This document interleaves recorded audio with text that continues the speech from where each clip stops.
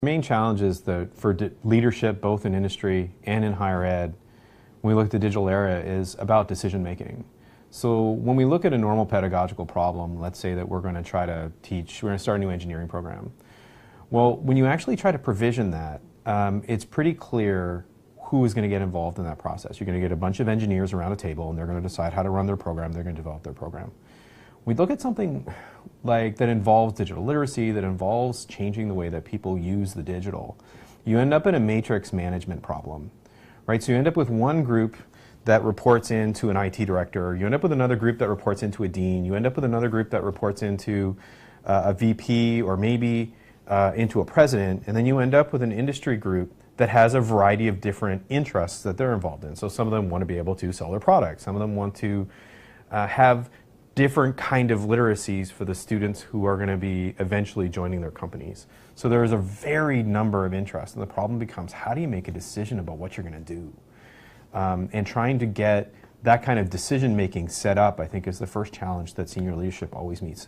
And unfortunately, what tends to happen, at least in some occasions, is they'll go looking for a consultant, and it ends up being a single consultant. That person comes in, if they're very convincing, they give good advice, or at least seemingly good advice, but it never, or almost never, unless that consultant is quite excellent, it never actually serves all of those different masters, so that you end up creating a certain amount of conflict. And unfortunately, it's usually not one senior leader who is going out to a consultant, it's often two or three. And if you don't have a coherent management system inside of your organization, if you don't have the right people who are part of that group, your decisions are always going to be random, they're going to change every 18 months, and you're not going to have any coherence in your digital approach. So if you're looking at creating a digital strategy for a university that takes into account the needs of the community, whether they be industry or not, the first thing that needs to happen is you need to have a vision of how you're going to get that digital strategy put together. How are you going to make sure that everybody understands what you're doing, and how are you going to make sure, and I think this is the most important part, that you never ask a question of somebody who doesn't know the answer, right? So I think the biggest mistake that happens is somebody asks a senior leader, what do you think about whether or not we should switch to Gmail? It's a simple example that I've seen many times. That person has no idea what the implications are of switching to Gmail. Not through their own fault, their expertise is something else entirely. Because they're a senior leader, people ask them important questions. But then that person comes up with an answer, and then they get attached to that answer, whether or not that answer is part of the strategy for the organization.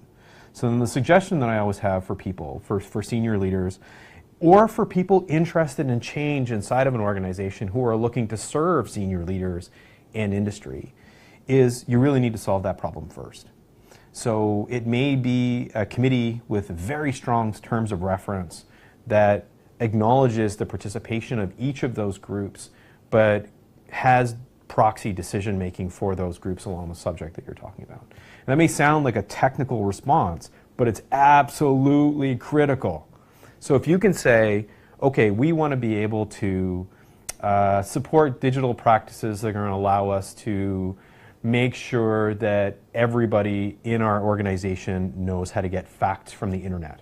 Now, it may sound esoteric, but it's an absolutely critical piece, and one we talked about an awful lot since I've been here. You need to go to the president, to the VP, to the IT people, to the organizations that are related to your organization, and say, look, we're going to solve this problem. You guys, we'll report back to you what our results are, but we need your decision proxy on this, because we've got experts together and we're going to make these decisions for the organization, and then we're going to consult with you about how to roll that out. So I really think, again and again, in the places that I've worked and the people I've worked with, it's getting proxy responsibility from decision makers so that you don't end up coming up with a plan and then trying to explain it to a VP who is otherwise very bright and intelligent, has all kinds of skills, but maybe she doesn't have the depth of knowledge inside a digital practice to be able to make a ruling on it. So that's always been, I think, the thing that gets in the way of people making real progress over time.